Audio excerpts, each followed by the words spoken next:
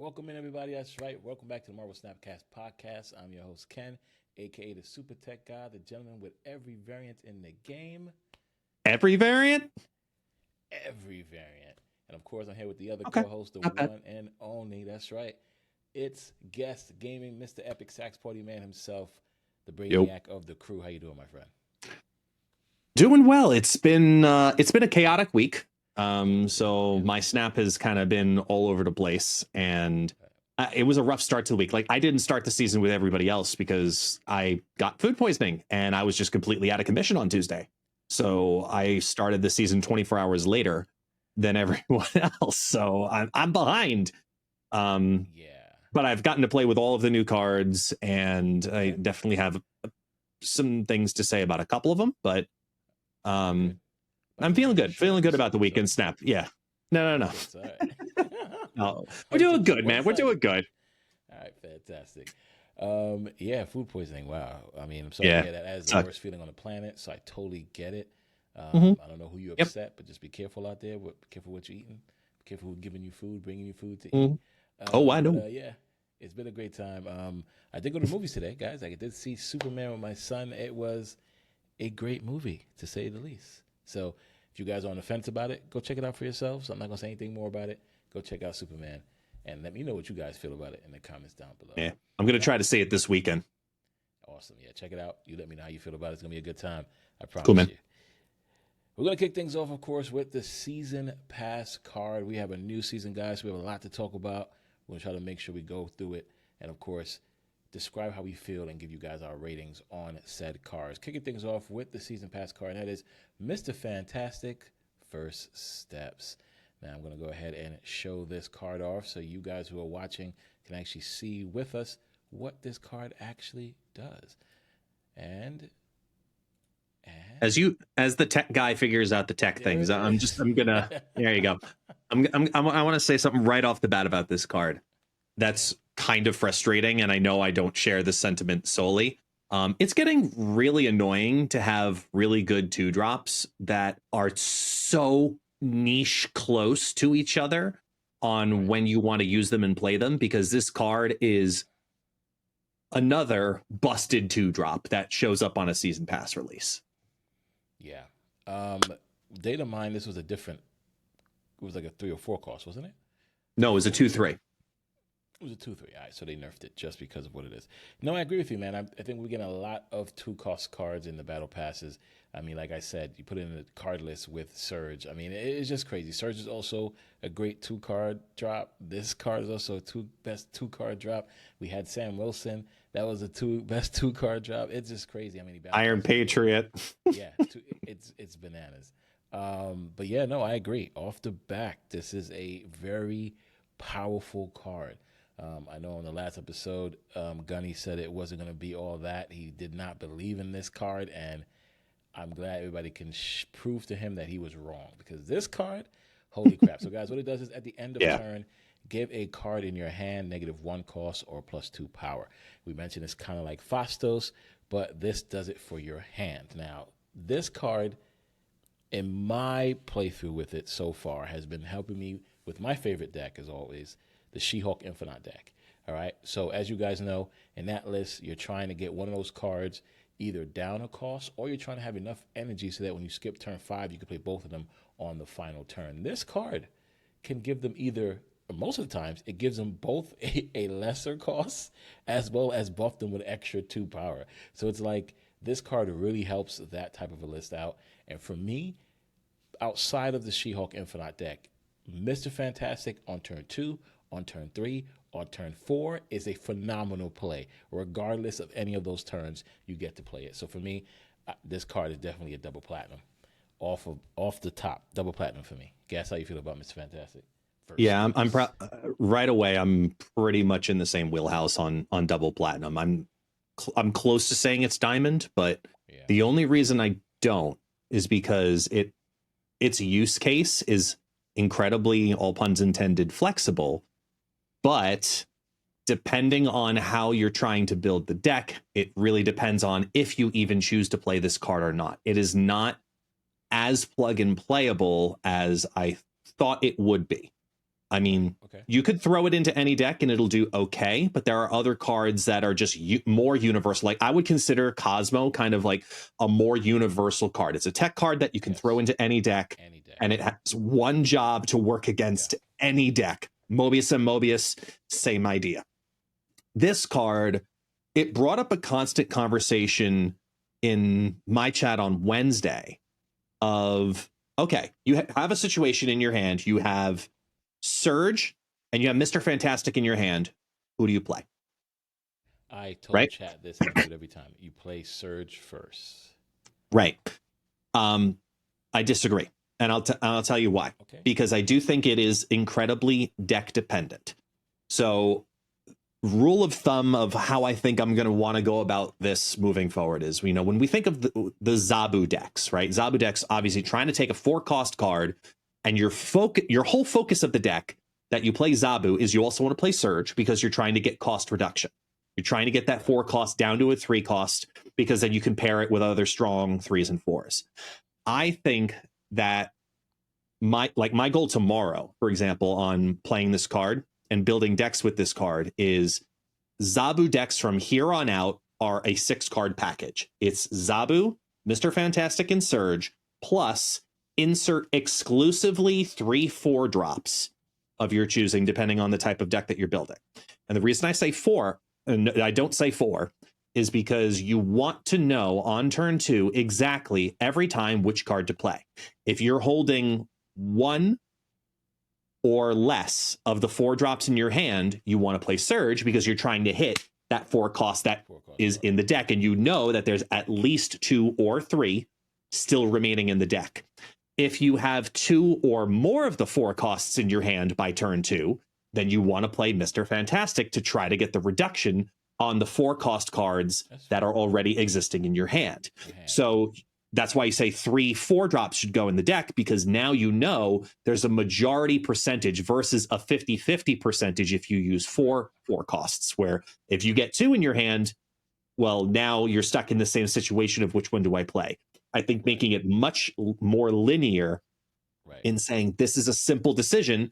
I have a 1/4 cost, therefore I'm going to play Surge. Oh, I have all of my 4 costs. Okay, I'm going to play Mr. Fantastic. Like it just, it helps to eliminate the difficult decisions that come between when do you play which card, and then take that information and deck build around it. So if you put together the cost reduction trio of Zabu, Mr. Fantastic, and Surge, which I think is it's the first part of the package. And then the second part, you could do the Affliction deck. You know, you could throw in, you know, the Laufey, oh my gosh, I'm having brain farts. The Laufey, Man Thing and Anti-Venom with Luke Cage. You know, like that's a package that fits into this. Or if you're playing, you know, Tech Zabu, where now you want to feed into Enchantress, Shang-Chi, and maybe Gwenpool or Galacta, you know, depending on what the other cards are in your hand. That's how I think you have to build with this card, because the more decisions you have to make in a 12-card deck, the more inconsistent the deck is going to be. You want consistency. And when you have randomness already coming from a card that can give you such a high upside of either power or cost, you're trying to play into the cost more often than you're trying to play into power. This is where I disagree with some of my cohorts, that the cost reduction is how you deck build around this card, not the power increase. That's what I'm looking for more often than, I think it's more about the cost reduction, because you can build a deck for power easy. Just throw it into a damn Surtur deck and call it a day. And that's a deck for power, whatever. Your She-Hulk Infinite deck, respectfully, a 20 versus 22 power Infinite at 6 cost means nothing. But you need that cost reduction to either hit the She-Hulk or hit the Infinite or the regular Hulk for you to really do the thing that you want to do. It's based around the cost reduction. So when deck building for that, that's how I think you need to focus about where you're trying to build the card more often than not. I think it's a great card, but it's more difficult to deck build around than you think, because you can't just throw everything in there. Like throw this in here and then throw in Fastos and then throw in Psylocke for energy ramp on top of it. And you're going to throw too much spaghetti at the wall, and none of it'll stick on it. Agreed. So hone it down to a 3-card package. Hone it down to only 3-4 costs, or better yet, an odd number of costs that you are trying to reduce. So in your Infonaut deck, for example, 3-6 costs, because you know which one do I play first? Do I play the Surge, the Surge, or the Mr. Fantastic? Right. Same exact idea. No, I agree. And I think in my case, I have only She-Hulk and Infinite in the deck. So if I have them both in my hand, then I'm definitely playing the of course first, because I need right. to get that cost reduction. If they're not in my hand, I play the Surge first. And I was telling chat, always play Surge first for this deck that I built, because I have a bunch of 2 costs in there, right? I have Adam Warlock, I have Thena. So I said on turn 3, my hopes are Surge made one of them a 1 cost, and then I can play Fantastic with it on turn 3. And most times that has happened. But with your planning, that makes more sense. I do like that kind of, hey, we don't have to second guess ourselves here. Here's the plan. If we have 2 or more, we play Fantastic. If we have 1 or less, we play Surge. I think that's a perfect idea. You guys heard it here first. Check out, build that deck, build it the way you want, but make sure you have that package, that core package, Zabu, Mr. Fantastic, Surge, and of course your 3-4 drops. All right, speaking of the next card that came out this week, in the spotlight is the one and only Herby. Now, Herby, this card is each turn. This is in play. Swap to a new activate ability until one is used. So we have the activate next turn. You get +2 energy. We have activate. Give 2 cards each at the other location +1 power. We have activate. Create a rock here and set its power to 4. And we have activate, double this card's power. Now, Herby is in that same She-Hulk Infinite deck. And again, another 2 costs to go alongside that whole, hey, play Surge and hope we make a Herby, and we can play Herby and Fantastic on turn 3. Herby, ladies and gentlemen, is a great card. I mean, we did say it was going to be. We did give it the Nico love and say, hey, when Nico first came out, I know people were like, this is going to be cool. It's a Swiss Army knife, and it was great. Herby is in the same boat. It is the Swiss Army knife of activation. And sometimes it gets me upset because I'm like, Herby, all I need you to do is give me the energy. I just want the energy. And it will give me everything else but the energy until turn 6 when I don't need it. But nonetheless, Herby is a great card. It's not as high as a double platinum. I'm going to give it a platinum for sure, though. You guys should pick up this card. If you do not, you can wait, but I think you can't, because Herby is a must-need in any card list, not just with Mr. Fantastic, but a perfect 2-drop. As you mentioned before, so much 2-drops that are so good. Herby is one of them, and for me, it's a platinum. Guess how you feel about Herby? I'm on the fence about Herby because I really like him. Like when you get him to do the thing that you want him to do. Right, of course. But I constantly keep going back to the thought of Nico, right? Where obviously Nico it changes the ability in your hand, and it's only 1 cost, and then when you choose to play it, it kind of fits more organically into the deck. Herby, you really want to get this card down early. You want it to have the time to do what you want it to do, right? You want it to have the opportunity to rotate between the different activates. Correct. And even though the card has okay stats right now, I do think that's a little bit of new card syndrome. Okay. And I think over time, the performance of this card actually goes down. I think that this card is understated at 2-3. I think it should be a 2-4, because drawing this card late sucks. It absolutely sucks. It was activate, so yeah. And automatically, yeah. Right. So anything that's, not a 1-cost activate, you're always feeling like, well, I need a reason to really justify, this card. That's why most of the 4-cost activates are 7 power, for example. It's on the higher end of the stats. Correct. I think that Herby deserves the same treatment at 2-4, because even if you get the 1 activate ability that doubles this card's power, it's still on par with something like a Mojo or a Dazzler. And it's like maximum perfect scenario. You got the 2-8 down. Congratulations, because you got it down in time, and you got the activate ability to happen in time. Because very often the timing of that +2 energy, like you're trying to keep track of which abilities happened, as you're going through your turns. Like you're narrowing it down to hopefully get that +2 energy for turn 5 more often than not.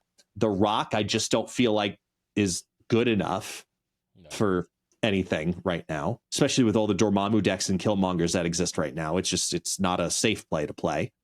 And putting the the +1 on 2 other cards in the other location, like it's a 2/7, which is fine stats. That was not bad, but it's only good. But it's only good if you get it as one of the closer towards the final plays.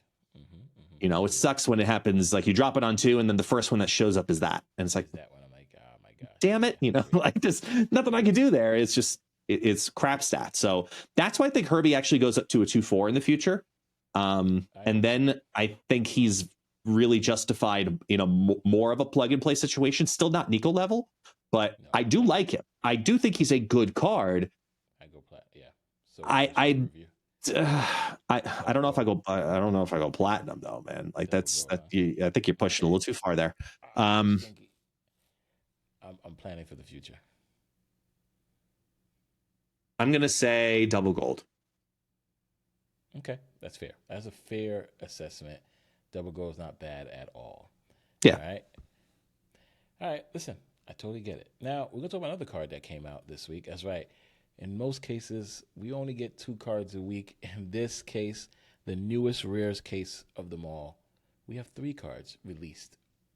Not on accident, but on purpose this week. And the next card, of course, is Fantasticar. Now, this is a here we go card with another activate, that is, give your end of turn cards +2 power. So having this card in the decks with Herby, Havoc, Sunspot, all these end of turn cards, it works out very well. I did post my run from 73 to 83, 7-0, all the cubes in the world. I did post it. We got a lot of heat from people saying don't promote Fantasticar, which I totally understand. But at the end of the day, I still think that this card is okay right now. It's not great. You don't want to play this card on the final turn. You don't want to play this card on turn 5. It's a very tricky card. In the deck that I'm running, my turn 4s are very set to hopefully Moon Girl, hopefully Herby, hopefully X, Y, and Z. So it's very tricky when playing Fantasticar. So for me, he is a turn 5 play for me in that set deck that I play with him. Is it worth the $10? Well, not $10 practically, but is it worth being a super premium card? I think it is. I think in this case it is. I think based on what you get for the premium, super premium pass, getting a Series 4 card in it is way more bang for your buck. So I think this card fits perfectly to it. I do hope in the future they continue this route by putting not great and OP cards as the super premium pass, but cards like Fantasticar, which is not needed right away, but is good enough to be in that super premium pass.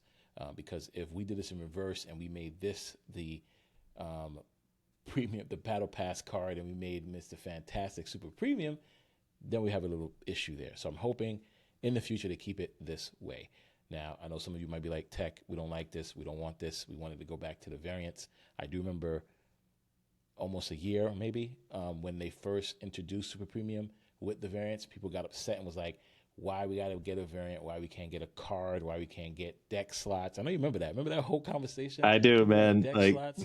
They wanted cards. Yeah, we should get another card. We should get a deck slot. Okay, all right. Second to the sense, here's a card. Everybody goes, whoa, whoa, whoa, what are you doing? Don't do that.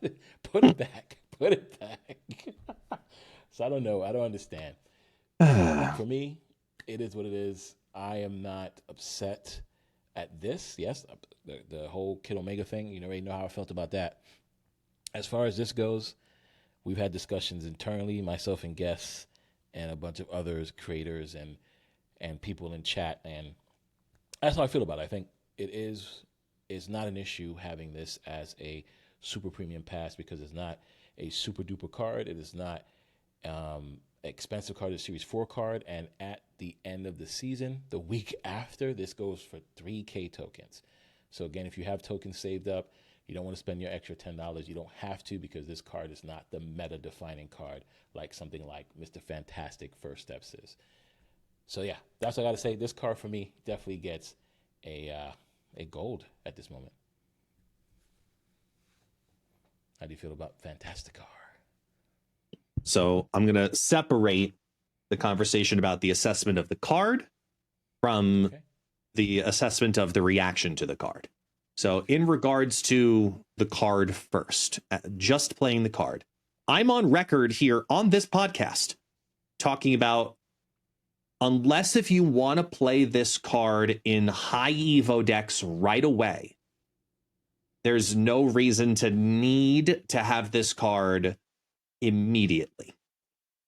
There's no need for it. However,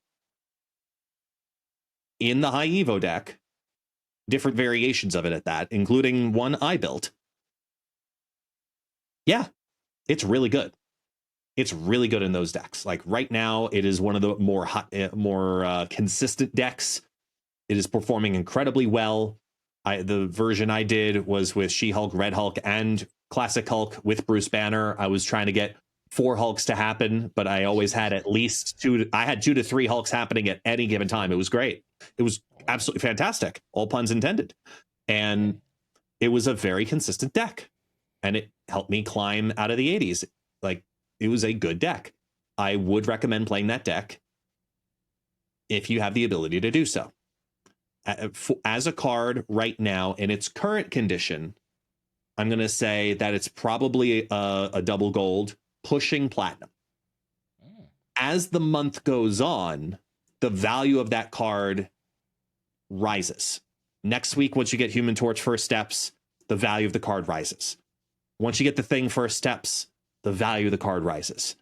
And then once Invisible Woman First Steps comes out, who's in Activate that doubles end of turn abilities, which is all of what the other cards do, it's a further reason to have all those cards together in a deck.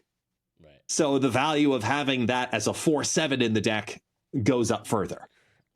And then the following season, you get more end of turn cards. So progressively, the value of this card will go up. So this is the assessment you have to make about, do I need this card now? It's, do I want to play it right now in high Evo? Right. Do I want to play it next week with Human Torch and friends? Then you make another assessment. Do I want to play it with the Thing First Steps and friends? Or do I want to wait for Invisible Woman and friends? Because then at that point, it's like, well, it's coming out for 3,000 tokens the following week. It's up to you. So your decision about wanting to play the card should be exclusively based on, do you want to play these decks right now? If you do not want to play these decks right now, this minute, this second, you do not need to spend the $10 for the card. But if you want to play those decks right now, go ahead and spend the extra $10, because you will not regret spending it, because the decks are good. It's not like this is me saying it, because if they threw, for example, Fanfei, right? If they threw Fanfei in this as the first super premium season pass card for an extra $10, I'd say save your $10, wait for the 3,000 tokens. It's not worth rushing to get this card right away, because it was a series 4 card that released. And if they had said you could have early access to this card for $10, I would be suggesting to you all, there's no reason to get this card 4 weeks early for this value. Right. The other stuff you get with it is great. Don't get me wrong, but I'm not talking about that. I'm talking about the card specifically to increase the $10 extra for having access to it right away. Right now. Mm-hmm. No reason for it. The decks that are being made with Fantasticar, with the current cards that are released in the game, are good. They are strong. They are competing. They are climbing. And that's not a factor of new card syndrome, because there are different varieties of the same deck doing it. It's not like it's only this exclusive, because sometimes it's like it's this 12 card list and you have like one substitution slot. No, there's a variety of different substitution slots. It's very flexible in the high evolutionary deck right now. So it is good in that deck. If you want to play it in that deck, you can, and you'll be very happy to do it. Trust me, you'll be very happy to do it. And then you have the option to have some flexibility throughout the month of if you want to try it with the Human Torch or the thing for steps. But the amount of backlash that I've received from the community wanting to protest this, not me directly, but just like generally speaking, like in my chats and people talking about it, because there's always those people that want a reason to complain or want a reason to protest. And I can understand the amount of spillover that has happened also from the Kid Omega situation. And respectfully, I think a lot of the community hatred and disposition that exists right now is because they're looking for a reason to be mad, and this is a reason to be mad. Is it justified? That is up for debate, because it depends on the position in which they're coming from. Because some people are just saying they're making us spend money. Well, only for acceleration. Only for acceleration. It's going to be 3,000 tokens in the end of the season, where that's really when it will be at its best possible scenario, is once you have Invisible Woman, and if you have all of the other thing for steps cards, the other first steps cards, and that's the deck you want to build. Or you wait a couple weeks and you get it for, not a lot in resources. Even free-to-play resources gets more than 3,000 tokens a month to get a Series 4 card when it drops into the collector's packs. Into the seasonal packs. So the conversation, like I had people coming into my chat, I don't know about you, people who came into my chat and first-time chatters, because they happen all the time, and this is just a streamer life, where they come in, first-time chatter, first comment ever, oh, has Fantasticar, unfollow. It's like, they never done that, but they asked a question. But yeah, continue. No, not even, because the way I have my chat set up is enabled to chat in my chat, you have to be a follower. So they literally follow to write that in to then unfollow. Like to make that's what I mean about people wanting a reason to be mad and just trying to make a point. Those people, I won't have conversations with those people. Respectfully, if you're one of those people, you're probably not listening to this podcast anyway. But like, those are people looking for a fight. And I'm too old for that kind of crap. I won't have that conversation. However, having a conversation that's constructive about value and pay to accelerate access is very, very different. I think the value of this card at 3,000 tokens is really, really good. Yes. And at $10, it's a really, really good value. No, I agree. I think the 3K is still better, but yes, agree. Oh, absolutely. I mean, it's better because it's something that you can organically obtain in the game. Yeah, correct. That's why it's better, but that's also why the model is pay to accelerate, because even though it's a better value to get it for 3,000 tokens, because you've been upgrading your variants and you've got, tokens over and credits over time that happen, and you progress up the track, and boom, you got 3,000 tokens just from going up the track that season. Woohoo! Great, awesome. Here's Fantasticar. Like, that's something that actually happens. That's a real thing, and that's good. That's healthy. I think that that's absolutely healthy. That the business makes a small keyword here. Small. People love people who buy bundles love $10 bundles because they're cheap and they're great values.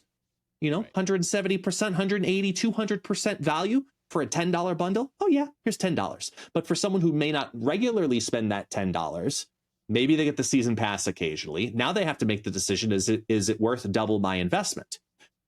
And to get not just Mr. Fantastic first steps, but also I maybe want a Fantasticar right now. And I'm telling you, only get this card if you exclusively want to play the high Evo decks right now. Otherwise, 3,000 tokens is definitely a better value. Better value than this. Yeah, but it's still a good value at $10. End of the day, it is a good value. And that's funny that you mentioned that, because in the stream, people come in and they ask a question. Text, so how do you feel about it? I see you got it. Don't promote it. Everybody has their feelings about it. And, like you explained it. I explained the same way. It all depends on what you want to do, guys. It is $10 at the end of the day. I know $10 is a lot to a lot of people, including ourselves. You don't have to spend the money you don't have. You don't have to spend that money. You do not have to spend that money. You do not need Fantasticar right now. Like I said, if it was the flip way around, we'll have a bigger conversation. If they put Fantasticar as the $10 and then the additional 10 was Mr. Fantastic, it's a whole different conversation. But that's not the case. They gave you the best thing first.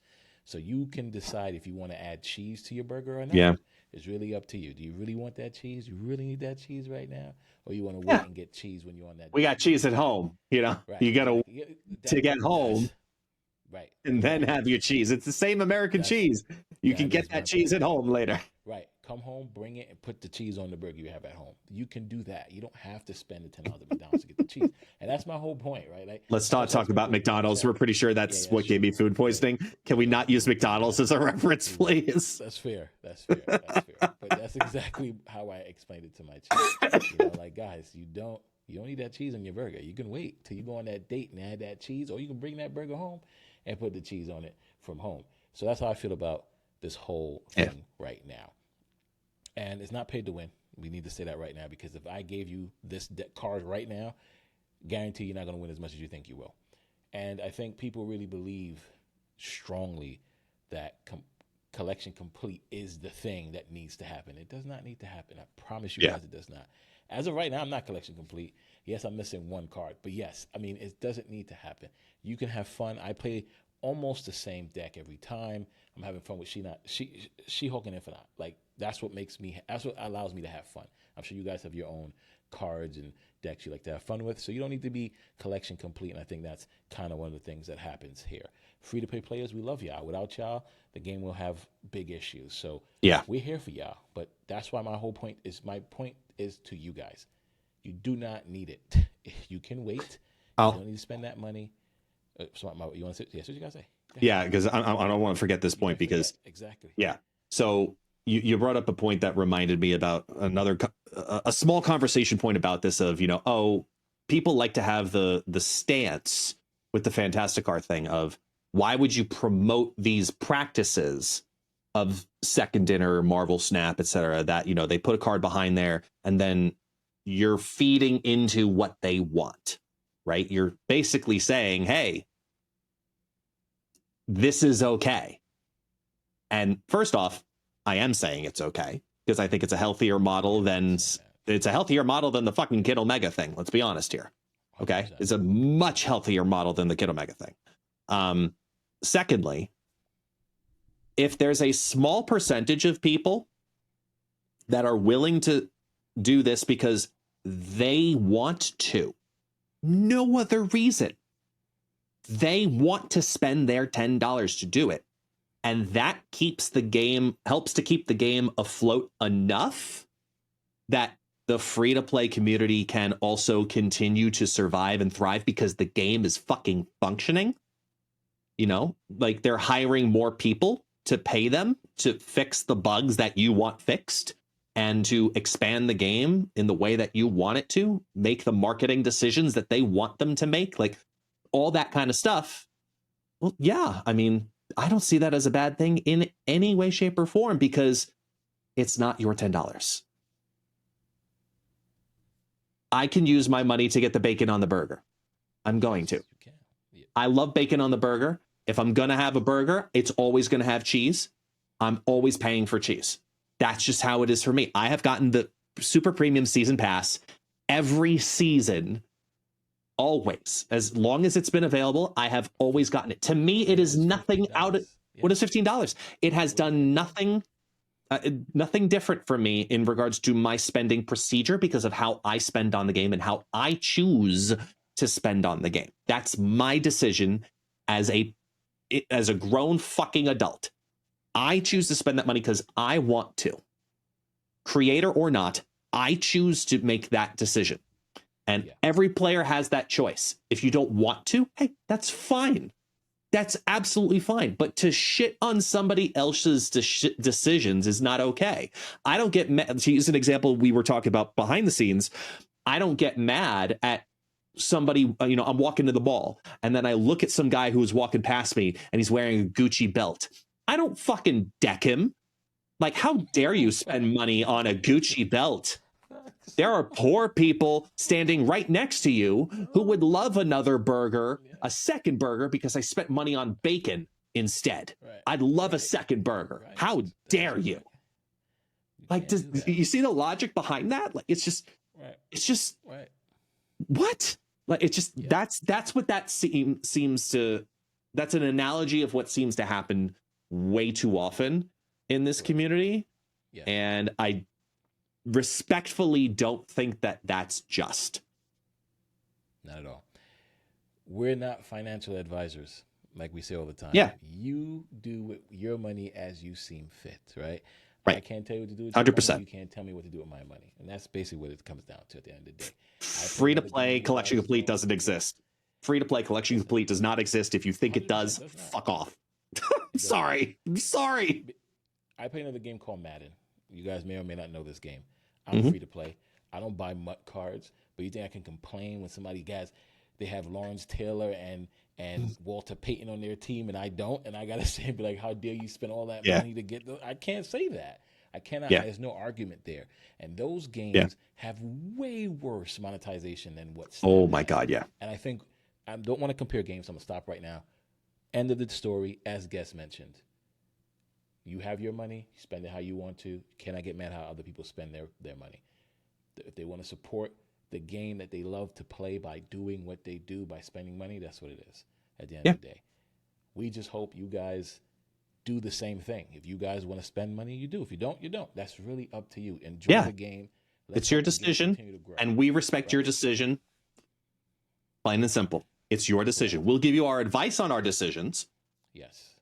But that's all it is. Right. Because if we can give advice, I can't reach through the tech. Do you feel me twisting your arm? I'm trying, man. I don't think you're this white, man. I mean, come on. Do you feel me twisting your arm? If we could do that, then we're twisting the wrong thing. We should be asking for a whole lot of Whoa! Whoa! Sino is freaking out right now, man. He is yelling pause. He is yelling what? He just threw his headphones off. He just walked the fuck away. Whoa. Speaking of too hot to handle, Human Torch is the next one. It's coming up next week, ladies and gentlemen. Oh man, we have too much fun on this podcast. Tell you guys that. You woke up my dog. I was so mad at that one. Jesus. Oh man. It's like, Taxi, good morning. Welcome. How are you? You enjoying the podcast? Because we're talking about a whole bunch of reckless shit right now. Human Torch and return +1 power once per game. If your side here is full, double this card's power instead. So this card is going to be interesting. It is a 3/2. So I know people are going to shove it into a Surfer deck. Again, playing with Mr. Fantastic makes sense. Playing it with the Fantasticar makes even more sense. This card is going to be a problem. It's going to be super fun. I love it. Double this card's power. Of course, trying to do multiple things to get this card to do the super thing is going to be the most fun with it. And I think off the back, because this is a preview, I'm not going to dive too much into it until we actually do a review on it. I think this card might be up there with the Herbies. I'm giving it, not the Herbies, right below the Herbie. I'm giving this a double goal for preview. I think this becomes a Surfer staple, like without a question of a doubt. I think this becomes a Surfer staple. This is a card that's going to scale incredibly well with that deck, given that it's, doubling effect happens on full. The timing of that is what I'm going to be really paying attention to. Does it happen instantly? Does it happen at the end of the turn also? Because the way it reads with end of turn +1 power, period, that should be the end of turn mechanic. However, the additional once per game, if your side here is full, if that happens also at the end of the turn, rather than, for example, how in move decks you can get the Elsa Bloodstone effect to happen, but then you pull a card out of it on the same turn, it'll still happen because the lane was full. Or White Hot Room, that's another situation in where that happens.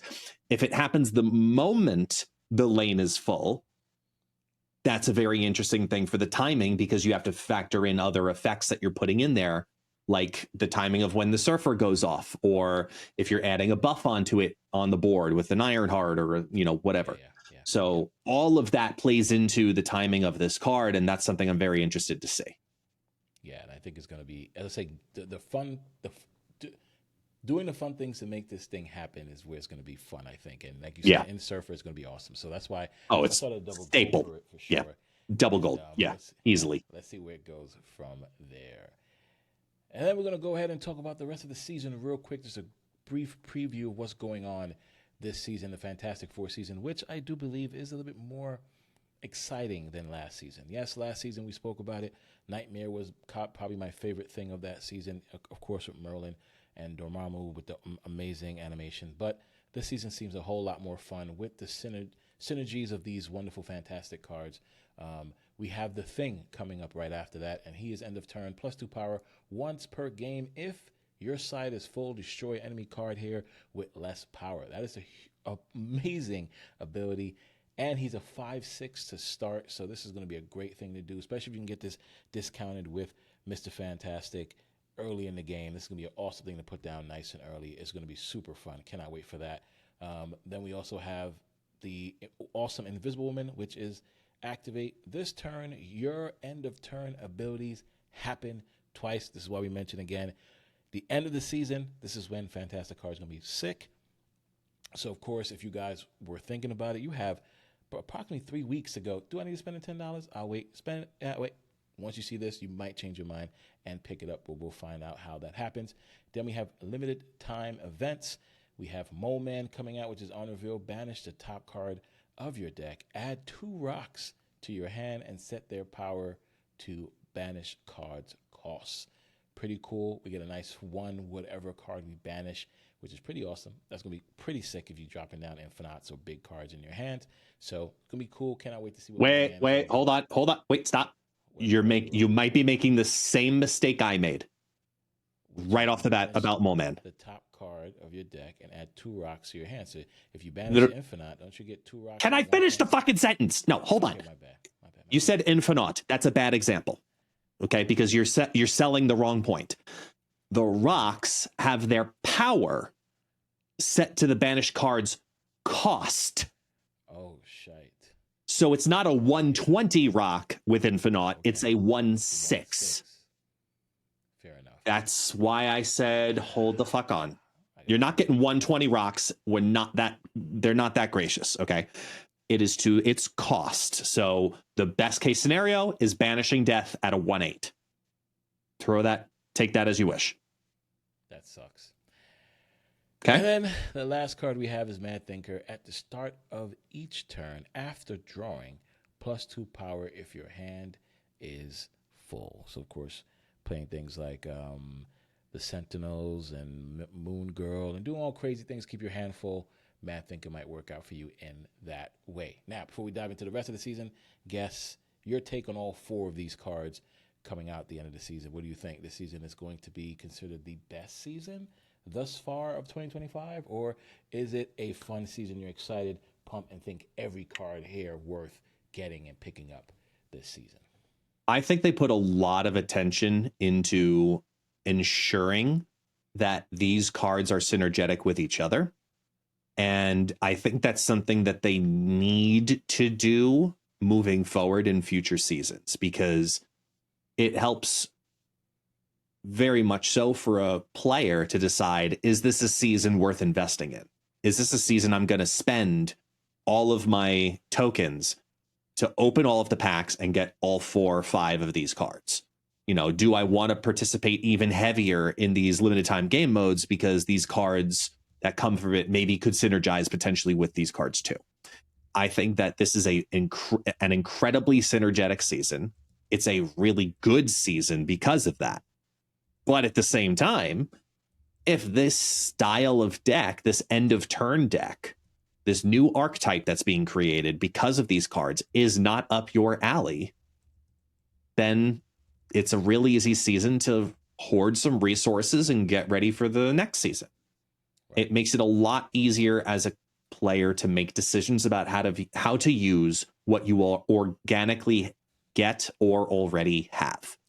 I am a huge fan of this season. I think that Invisible Woman it was smart for them to put Invisible Woman last. from a business standpoint, it sucks as a player, but from a business standpoint, it makes total sense because she's the card that pulls everything all together. Together. I also Yeah. I also think it's worth noting that her ability with the end of turn abilities happened twice for the cards coming out this season for the Thing and for Human Torch. That's why their text specifically says once per game, because the end of turn is just the +1 power and just the +2 power for the Thing. So she would be activating that part. She would not be activating another double or another destroyed card. Right. But that's still a boatload of power. And then Mr. Fantastic throws out another +2 to something in your hand and throws out another or another -1 to something in your hand on that same turn, obviously. So I think that she ends up being the glue that pulls this all together. It's a really synergetic season. These are all very good cards.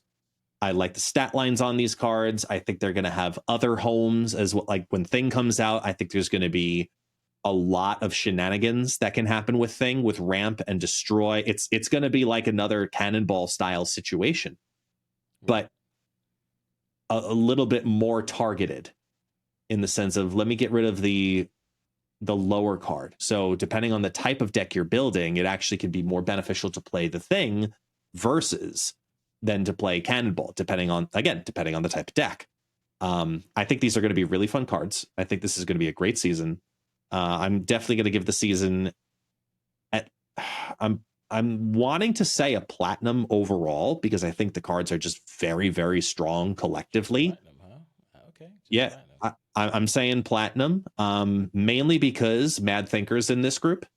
I think Mad Thinker is just a bad card, especially at 1/1, where even if you get his effect to happen once, it's only a 1/3, and you're trying too hard at that point to get a 1/3 to be good. Yeah, Like, I agree with you. I think it goes in the Kahari decks and Ronin decks for sure. Or no, Ronin. and, Sorry, Dino and Kahari decks. yeah, yeah, Moon Girl, Dino type Yeah, decks, and that's yeah. basically Kahari, and that's it. yeah. It's One home for him. yeah, it's a really, and let's be honest, it's a really bad home. Yeah, it, yeah. Sorry, I'm about to say we discuss, and you came up with the best idea ever. We need a card that allows our hands to double, right? Not double in size, but double as what it reads. So, like you mentioned, if we yeah. had 6 cards, we have a card that makes us 6 cards go to 12, right? That's something that we need in the game to make Mad Thinker even a better card. Yeah. And then Mole Man, I think, actually ends up being pretty fun. He's going to have, some niche decks in there, but that's what they said they wanted to do with these types of series 4 cards, which is have very niche homes. Mole Man getting the rocks to go into your hand at a decent cost, that's going to be great for destroy decks. Mad Thinker going into Kahori decks, it's a very specific thing. The Invisible Woman and Fantasticar synergizing with the end of turn style deck, whether it's Evo or First Steps deck, it's a very specific deck. I think they're hitting the goal that they were setting out to hit on Series 4 releases. Yeah. Minus Mad Thinker, because I think it's still just a piece of crap. But that's why I think it's a platinum season overall. I'm with you. Mole Man also gets to eat. Howard the Duck gets some love with Mole Man, right? So that's pretty good too. That's pretty good. Now you're just straight up like Alex Koch at Copium right there. You get to play Howard the Duck with this. I mean, that just makes sense at this point. Howard the Duck lets you know what that next card is, or no, Iron Lad doesn't because Iron Lad sees it and then that's it. But nevertheless, yeah, I agree with you. I do like the fact this season is going to be, everything is going to work and be synergized with one another. The question I have before we move on to the limited time events is, I spoke with Sino. His concern was the ton of cards we're getting in Marvel Snap, meaning the copies, right? Because we already have an Invisible Woman, we already have a Thing, we already have this, we already have that. How do you feel about them bringing in new copies of cards? Not like how Rocket and Groot is different because it's Rocket and Groot combined, but the fact that they're bringing in another Invisible Woman, we already have one. Another Thing, we already have one. I think there's another card in the game that also has another version of it. We have like 7 versions of Ghost Rider at this point, so we'll have even more soon, Of course. So what is your thoughts on that? Do you think they should have converted the current ones, or what other alternative could have happened in this case? Like they could not have this season go off without having them. I Probably just make them variants, right? So yeah, what you think? Yeah, no, I have zero problem with it because canonically they're different characters. So I think having them be different cards is fine. Um, I mean, we have Spider-Man and we have Symbiote Spider-Man. I don't see any problem with that for the exact same reasons. They're completely different characters. So Step's Invisible Woman is different than Invisible Woman, is what we're saying. Because Symbiote Yeah, Spider-Man is just a suit, so I get the yeah, difference. There is an actual difference there. yeah. I mean, As far as yeah. Invisible First Woman, Steps the takes first place one, in the '60s, and then you just think even just the cinematic universe. yes, I mean, she's very different than. but Oh my that's what God, we have what's her name? variants. Crap, I forgot her name. The Sue actress. Storm? Oh, Yeah, Jessica Bell. yeah. Jessica Just Ball. no, not No, Jessica Biel. No, no, Jessica Biel was Invisible Woman way back when. Am I no. wrong? That's not Jessica Biel. No, that's who's married to Justin Timberlake. No, no, no. It's Oh, okay. Oh my God. Chat, let us know. Let us know because we're definitely gonna chop this up. But I get it. Yes, different actresses, so they're in a different, and it's a different A timeline. So different I totally timeline. understand. Exactly. It's a different timeline. So So I get it. my Okay. my point in being Yes. that it's a different iteration, just like how there's different, universes and there's a multiverse. I think that the same thing goes for some of these characters canonically in Marvel Snap. I think it's absolutely fine to have multiple versions of different characters as long as they haven't been turned into a variant previously of that card. Like I would not mind if someday we had a symbiote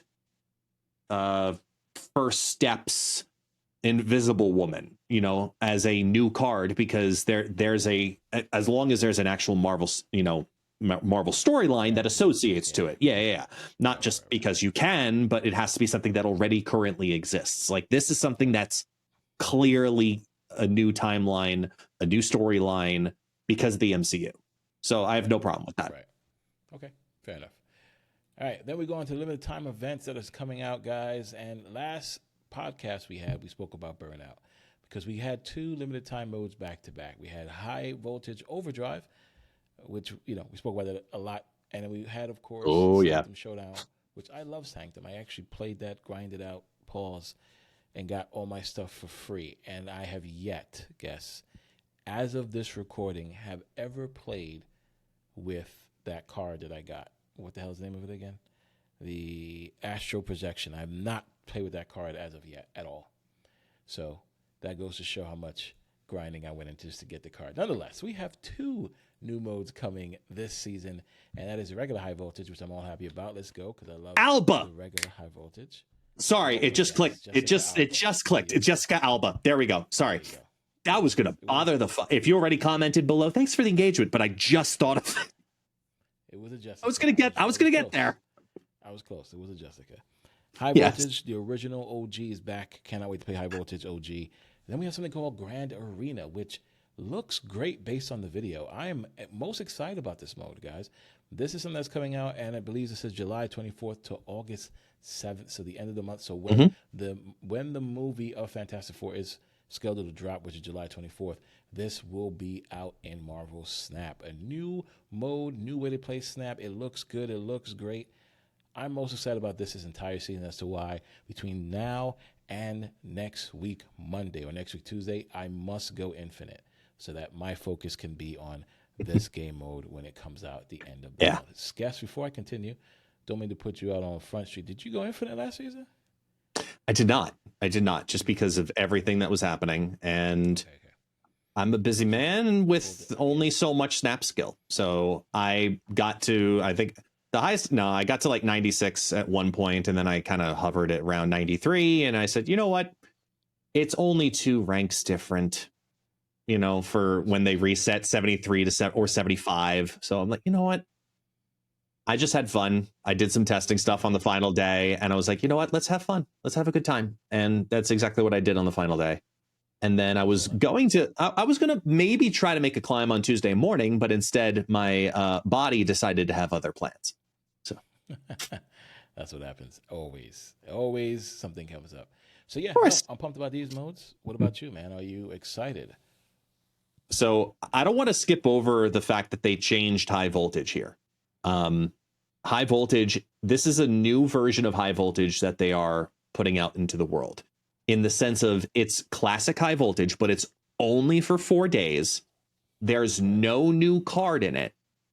Right. And it's just cosmetics as an optional, hey, this is here for the weekend if you want to play it, if you want to get some cosmetics or some borders or whatever, if you want to play it because you like it, here it is, and it's here for the weekend.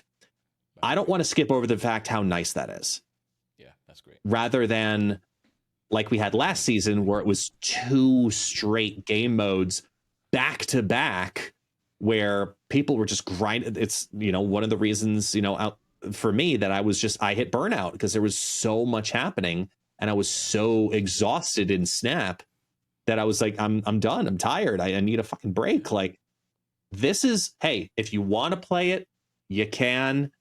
It's open for a small window. There's no pressure. There's, if you want the cosmetics here, go ahead and have some fun. Well, they said that great new cosmetics, so I would assume some variants. Some but variants, and I got it. That's a you problem, but it's a you problem exclusively. But if you don't want it because you can't or you just don't want it, it's fine. It's completely optional. And there's no pressure about new cards, which I think is huge. And I love that they're doing that with this. And I hope that they do that for the limited time game modes in the future. Bring them in for a small period of time just for fun. Remember what that is, guys? Fun. That thing that's not pressure. Fun. Yeah, just having some fun with Marvel Snap. And then the real focus of the game mode of the month is supposed to be Grand Arena, also known as, let me rip this logo off of World of Warcraft and turn it into new words. For real. I'm sorry, the logo looked exactly like fucking World of Warcraft. It's scary. I did a side by side of it, like the embossing on it and it's exactly the same. It's kind of scary. Anyway, I digress. So Grand Arena, based on what I know about the game mode from the season announcement video, this looks like it's going to be a boatload of fun because it's adding another unique element to deck building and does something that we haven't had ever before, which is pre-built testing decks. So you can try a deck with cards that you don't have in this game mode. That I think is another win in and of itself. Like, players are going to be able to play pre-built decks and then decide, hey, I like this archetype, or I liked playing this card. Maybe this is a card I'm going to try to target farm, or this is something that I want to, work towards. Let me see if I like it. You know what? I don't. So I'm glad I didn't use my resources there. I think that that's huge about this, having those pre-built decks. I love that. It is, but I'm gonna let you finish, and then we could dive into it. I think.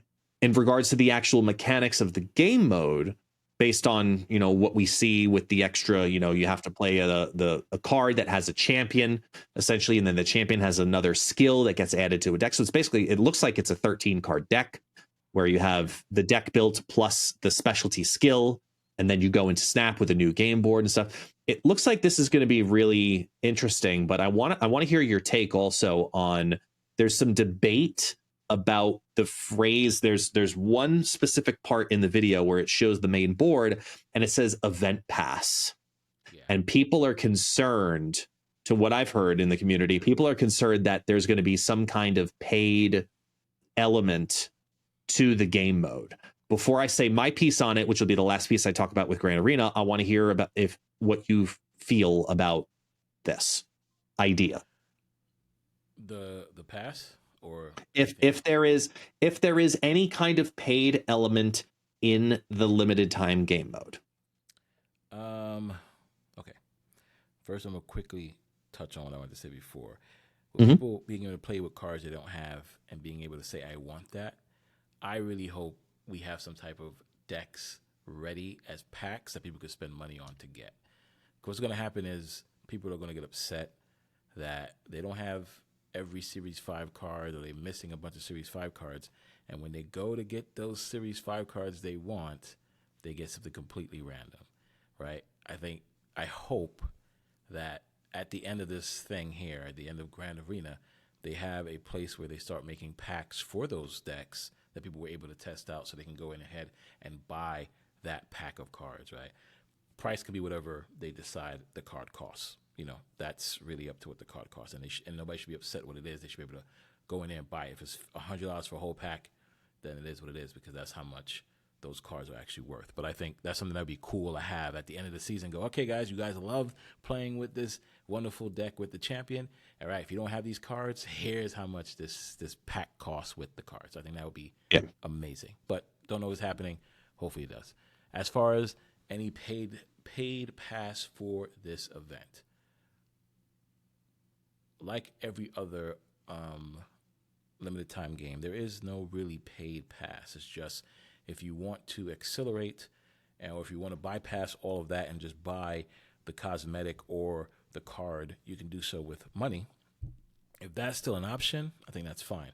Having to buy a pass to play the game, I think might be an issue. Only because I think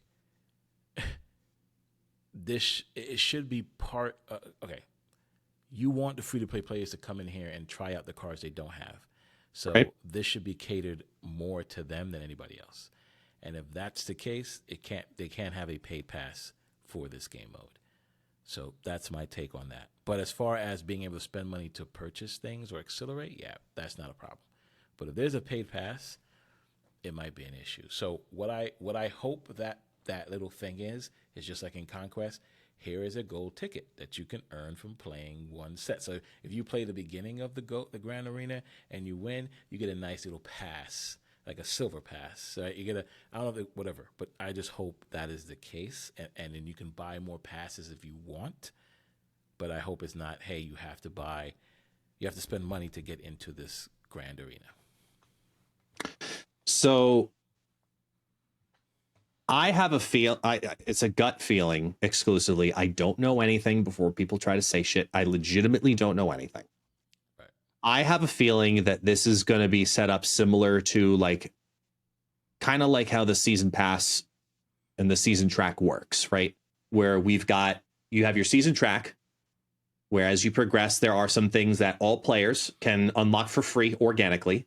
Then you have your season pass, which is, in US dollars, it's $10 US dollars, which unlocks more tiers and more things that you can unlock with it, including past 50.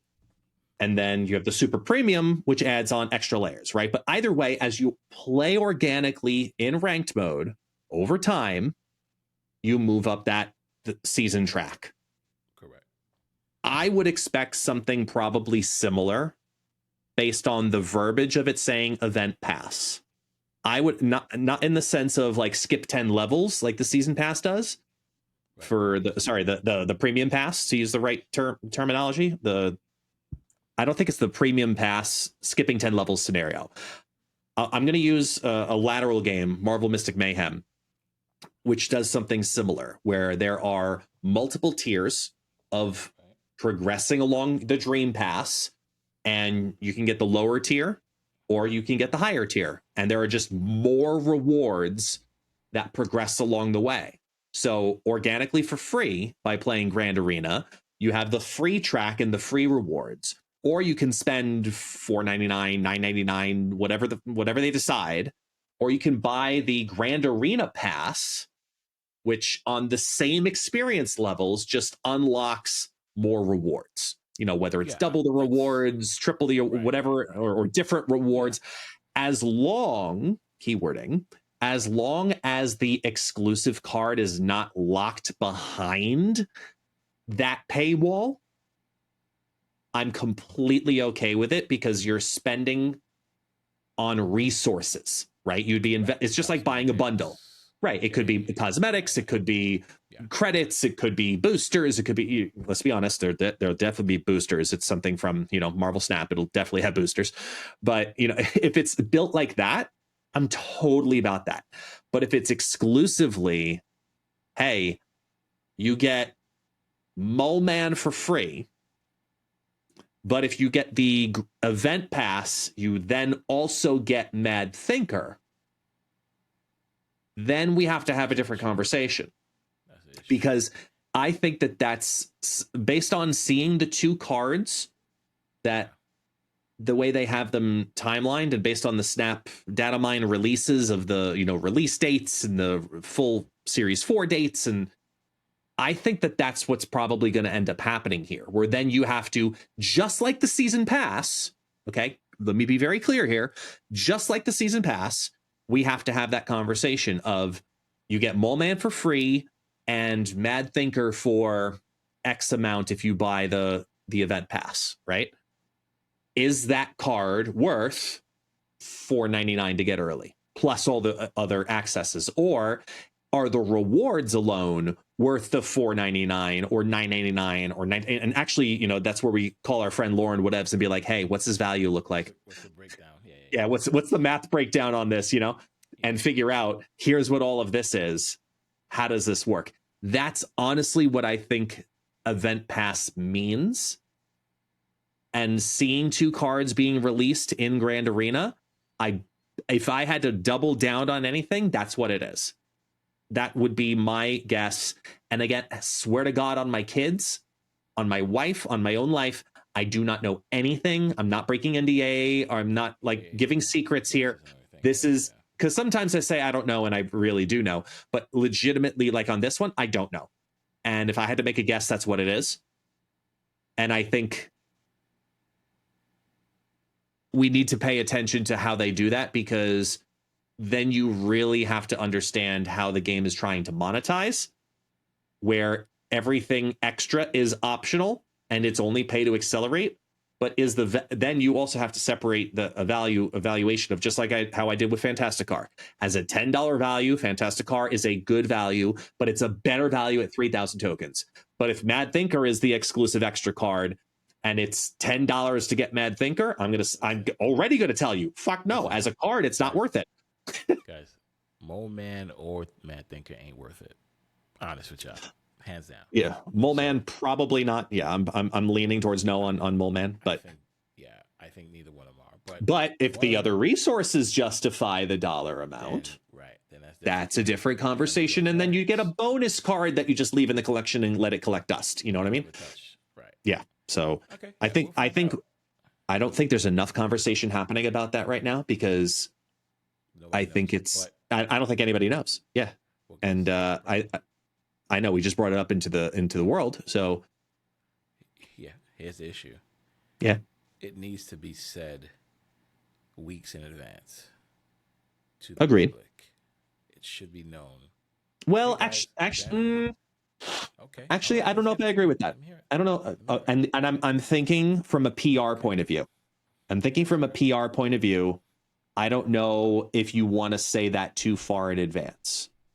Because especially given the sentiment right now, and it's a very hostile environment right now, if that's the case, there needs to be, rather than early communication, clear and transparent communication that supports every perspective. Yeah. Well, you need to okay, so early communication is just letting us know that there's so no. Well, I'm just saying it should be clear too, so I'm saying when this mo comes out, the 24th, right? We're now on the 10th. 14th will make 20 days left. I say when we get to the 15th day mark, right? Because people get paid by monthly. If we want to take that into consideration, every 15 days. When the 15-day mark comes before the 24th, a communication should go out, whether it be you, second in employee of the month, whether it be second in themselves, whether it be they want to hear from me, somebody who's calm and talk nice and make people feel nice inside. Somebody needs to say it very clearly and precisely. Hey guys, Grand Arena will be a blank event where you have this wonderful pass. I think Guest should do it because Guest does well with these videos. And this pass has blah, blah, blah, blah, blah. And this track doesn't have anything, but you can still play this track and get blah, blah, blah, blah, blah. So going forward, everybody knows 15 days from now, when this mode comes out, you're not going to get slapped in the face with, hey, you got to spend some money to move forward. I mean, that's basically what I'm thinking. Because at So the end of the day, I think that makes the community feel better. Feel like, hey, we know what's going on, we yeah, understand, and we either gonna be upset or we're gonna be like, all right, I can't wait, and we didn't know about this. We can't get mad anyway because you did tell us. You know? right. So what I mean by the difference of about early communication versus clear and hitting all of the buttons on that communication. Early is just letting us know, hey, yes, there's going to be two passes. One pass will be organic and completely free, and then the other pass will be available, which have more resources and another card in it for $4.99 or $9.99 or $25.99 or whatever the fuck they decide, right?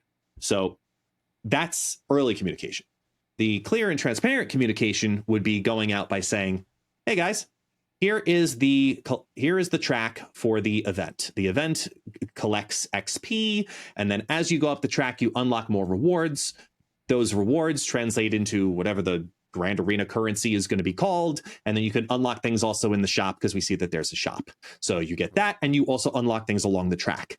In addition, we will have a new exclusive thing for the first time ever, which is an event pass, and the event pass gives you access to, if you complete the event track, the event pass unlocks X amount of reward, unlocks an additional blank amount of rewards at a 400% value or whatever it is, and actually do the actual math, the marketing math to say for $4.99, $9.99, $25.99, whatever the hell it is, here's how much you get. And here's the value of what you get for those dollars, plus a bonus Series 4 card, the Mad Thinker, or Mole Man, whoever the fuck it ends up being, right? Yeah. So the reason I keep saying Mad Thinker is because it's listed second, and thinking just stupidly wise, like people kind of list things organically the way that they release them. So that's why I keep thinking it's Mad Thinker, but I digress. So I'm going into it with that mindset of, you sell the event pass as resources with a bonus card, rather than the event pass unlocks the Mad Thinker plus additional resource. There is a huge PR communication difference between those 2 points. And I cannot stress how important that communication is going to be whenever it goes out to the community, because people like numbers, right? If we've learned anything from our third-party sites, people like percentages and numbers. They want to know that their value and their investment into the game, when it comes to dollars, is going to be worth it. So if they see that this pass is going to unlock more than what a standard bundle would do, people are going to get the pass for the rewards and then just throw the card aside anyway, because the rewards are what are more valuable. And if they hone in on that fact, as like for personal point of view, if they hone in on that fact in the PR announcement, that is clear and concise to let people know this is being viewed the same way as a bundle. It is an option for you to get. It is not mandatory, just like a bundle, because it does this, but it's exclusive to this event, just like the timeline of a bundle. Like that's how I'm looking at it. Is I think they have to look at it through that lens of through that marketing lens and that PR lens, more importantly, that the card is secondary if that's the way that this is going to go down. I'm very confident in my gut feeling. That's the writing on the wall I see here. It really is. And part of me hopes I'm wrong, that you unlock both cards for free and there's no problem, and you just, the more you grind it out, you get to the second card unlock, woohoo. Like, hopefully that's the case. But if there is a paid pass in here, y'all be really, really, really fucking careful on how you announce this. Yeah, they're gonna have to. And hopefully that pass is just cosmetics. But who knows? We'll find out. Yeah. In cosmetics, a couple of weeks. Maybe. Yeah. I bet credits and boosters and that kind of stuff, like, premium mystery borders and, like I bet that kind of stuff personally. Yeah. I think that has more value to me as a consumer. That has more value to me rather than this specific target variant. What if I don't want that variant? Give me a random premium mystery variant. I'm more excited about the chance of getting something I want. Yeah, like an avatar. That'd be great. For you. Yeah, well, you guys don't get avatars too? You guys don't get avatars if you get a lot of premium mission variants? You're lucky I I'm thought not everybody leaving this does. call right now. I thought everybody does. I really thought everybody got avatars after a set time. I didn't know if okay. Y'all, I let's make this assume clear. He has every variant in the game, but he doesn't pay me to be here. So you know what?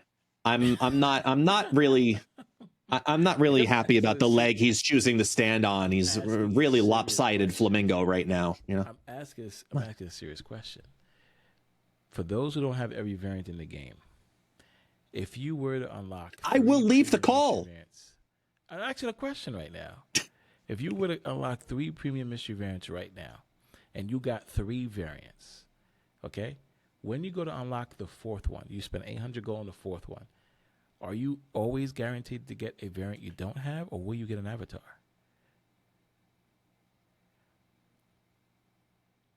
You actually spend the 800 gold on that random variant in the shop? I do sometimes when I have variants in the shop, yes. And I gamble that because sometimes we get the variant for 800 gold instead of 1200 gold, or we end up getting an avatar, a pixel It's avatar at that. right, because you should have out of 12 pulls, 3 of them will be variants in that 800 gold pull. Right. So that's I'm asking for for everybody else out there who is not variant complete. Do you not get avatars? So the rest of the fucking world? Yes, fine. The rest of the world. Do you guys not get avatars, or you guys always get a variant? No, it's not guaranteed. The only time it's guaranteed is when you get to the 10th pull. Because if you went through it's just like the system is set up just like the old oh my god, what the hell is the system called? Jesus. Like pre-spotlights. Yeah, the old collection track, right? Where Caches, X amount of caches. Out of those 10, one of them was going to be a card. So sometimes you got them back to back, but sometimes they were like 18 apart. It's the same idea. So this is 12. Think of it as 12 premium mystery variant caches. 3 of them are actually premium mystery variants. And then the other 9 is an assortment of other resources I don't remember off the top of my head because I never fucking pull that thing for 800 gold. Yeah, avatars, I assume. And boosters. Yeah. Sure.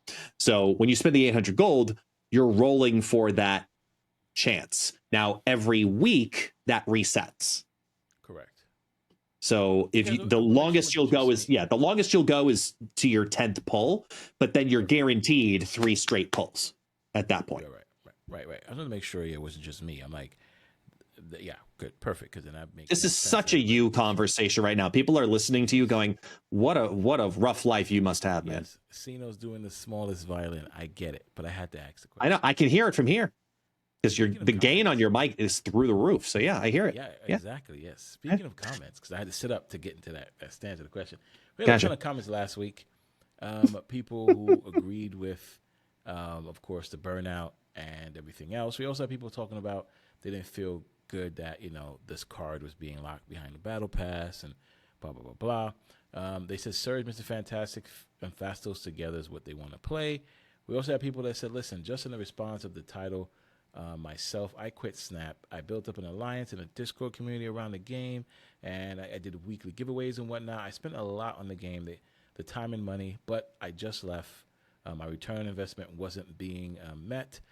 Wasn't enough making money. I had bugs. Too much bugs in the game caused me to have, regularly close the app out and lose games, and it was just driving them crazy. At the end of the day, however, though, there's no other game like this on the market.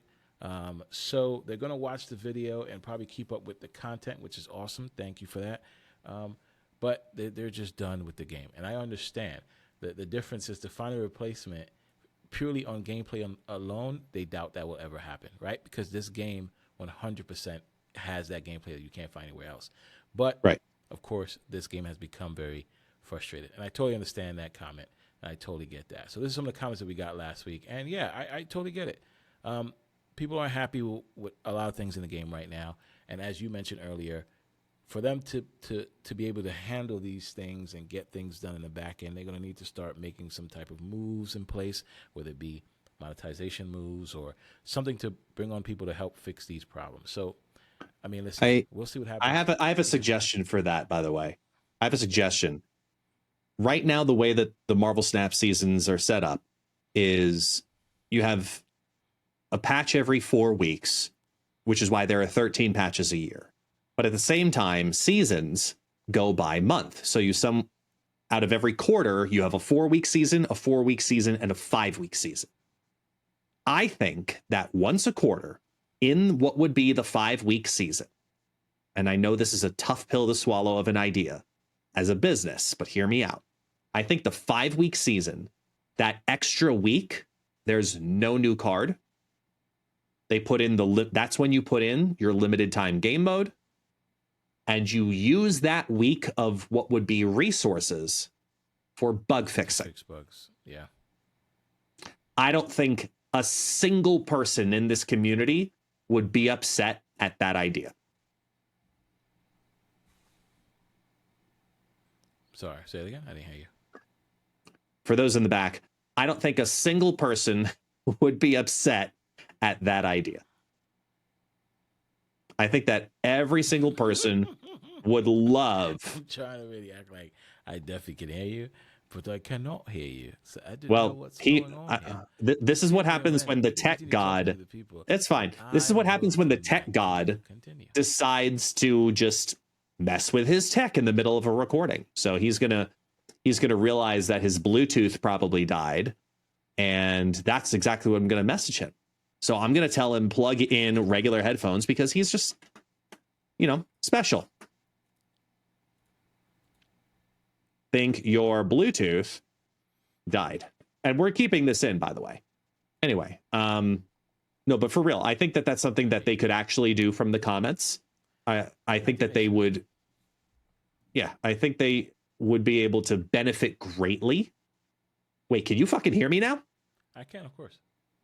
My headphones didn't die. Oh, okay. So of course. You can't say of course. You just lost me.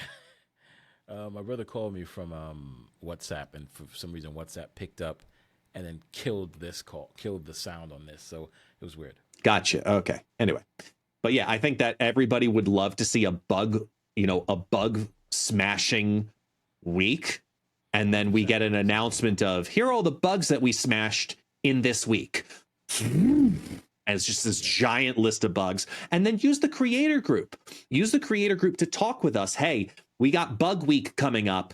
What have you guys noticed that we haven't listed in this? Or these, I think that would be such a great use of the creator group. It'd be such a great use of the community, such a great use of resources.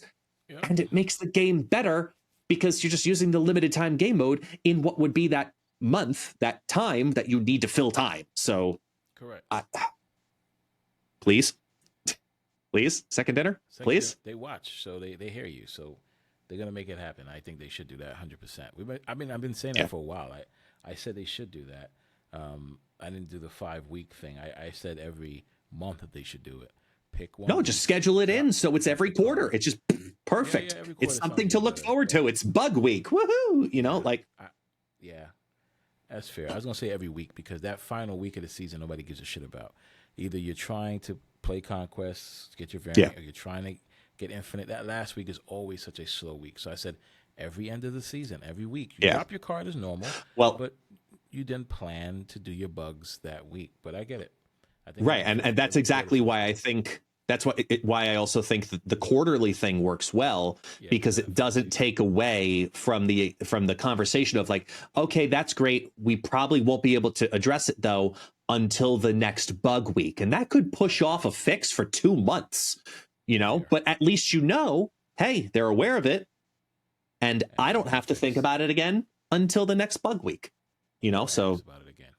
Yeah, or ask about it again. Exactly. That makes sense. Just like this wonderful show. You don't have to ask about it again, guys. We'll be back again next week. All right. So thank you guys for watching. I like that. We'll catch you guys in the next episode. Be good, y'all.